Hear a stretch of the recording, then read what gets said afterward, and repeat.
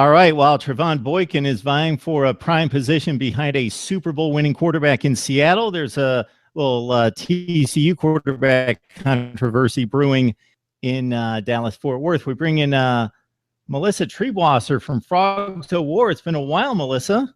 It has indeed. It's good to be back with you. Yeah, this is good stuff. So let's start at quarterback with our positional breakdowns here. Kenny Hill. Now, this kid broke onto the scene at Texas A&M in lieu of Johnny Manziel moving on to the NFL, threw like 500 yards, 5 TDs, was a Heisman Trophy candidate out of the gate. And then 5 weeks later, it wasn't like his stat line was horrible, but just things weren't working out. And now he's with the Horned Frogs. Foster Sawyer, we've seen him in spot duty. So this thing may go down to the wire. Yeah, I mean, Gary Patterson has been rightfully very coy about who's going to be a starter on day one. And, if you ask him, he'll tell you up and down that it's because he legitimately doesn't know. Both of these guys have been around the program now for a year. Kenny Hill served as a scout team quarterback and was a model citizen on and off the field for TCU, which was one of his big question marks at Texas A&M a couple seasons ago. And Foster Sawyer, on the other hand, has the game experience, has been in the system, which is third year. I mean, this is a kid who was courted by Alabama and a lot of other big SEC programs coming out of high school, out of Fort Worth All Saints. And so it's not like he can't play. I just think what TCU fans saw last year from a, mind you, very young redshirt freshman quarterback versus what we saw of Kenny Hill the last time he was on a football field, people are leaning more towards thinking Kenny Hill is probably the guy to run the Meacham and Cumbie offense for TCU this fall. So fans want to see Hill because he's got the better arm and he's got the toolbox, but Sawyer could be the guy because he knows the offense, although Hill's obviously played big-time football a number of weeks. So do you think it's going to come down to a skill set, or is it going to come down to who can grasp the offense and not turn the ball over? Well, the problem is that each of these guys possess a skill set that's really crucial to running this offense well. Foster Sawyer has a big arm, but what he has above Kenny Hill is probably accuracy. Now, we didn't see it last year, but a lot of that was just decision-making and his ability to make decisions on the fly, which any young quarterback is going to struggle with, especially in such an up-tempo offense like TCU is running these days. Hill, on the other hand, can make up for a lot of those mistakes and a lot of those inopportunities to read because he's got great feet. I mean, he's able to move the ball, not like Trevone Boykin, but in a similar style. He's going to get out of the pocket. He's going to allow defenses to break down. He's going to be able to make plays on the run, something that Foster Sawyer just can't do at 6'5". He's more of a traditional drop back passer who has shown flashes in, this style of offense.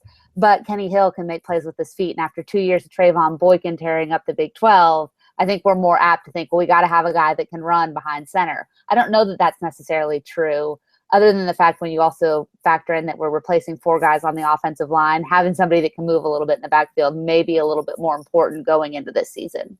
So we're just about 10 weeks away from camp, Melissa. We're going to make you an odds maker on this one. What are the odds on this one? I'm thinking 70-30 Hill.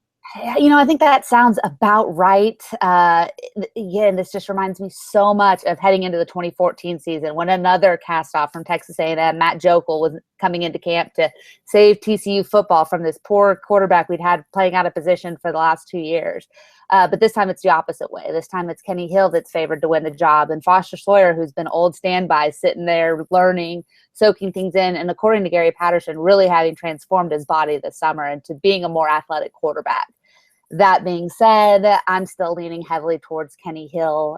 He didn't come here to not play football. And from everything that we heard coming out of the scout team last year, this is a guy that's earned his stripes on the field. And he's also earned them against top-notch competition, having played a handful of SEC games as well.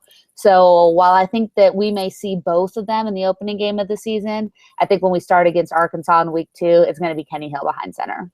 Melissa, I think that might be the plan. I have no doubt you've got 2 decent quarterbacks here. If you've got like a decent wide receiver off to the side who's slinging the ball around like 70 yards at practice, that might be the guy to pull in. Yeah, it worked before. We could run that Baylor offense against Texas a year ago, right? That might work for us.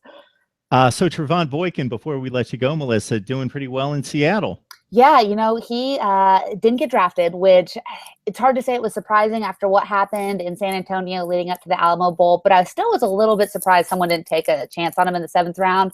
Turns out it was the absolute best thing that could have happened to him because he got to choose where he was going to go. And he landed in Seattle with Pete Carroll, who has been famous for those reclamation projects and really taking guys under his wing and making sure they have the tools not only to succeed on the field, but to make sure they keep things together off the field. He's learning from a guy that's almost his exact clone, albeit significantly better and more accomplished.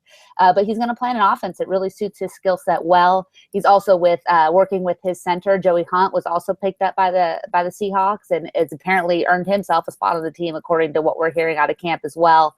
And then when Travaris Jackson was arrested this offseason before having signed his deal with Seattle, all of a sudden you're looking at Boykin possibly sliding in to open the season in a backup role.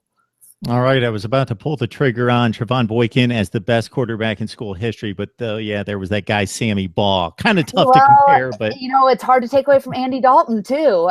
They're just completely. And Davey O'Brien, TCU has a pretty good history, but if you want to look at the modern era, the argument really comes down to Dalton and Boykin, and I think that because Dalton led that undefeated season, he still has the hearts of a lot of TCU faithful, but Boykin is either right above him or right behind him for sure. Yeah, it's a good argument for another day. All right, Melissa Triebwasser from Frogs of War back on the show, helping us break down TCU football. Thanks, Melissa. Yep.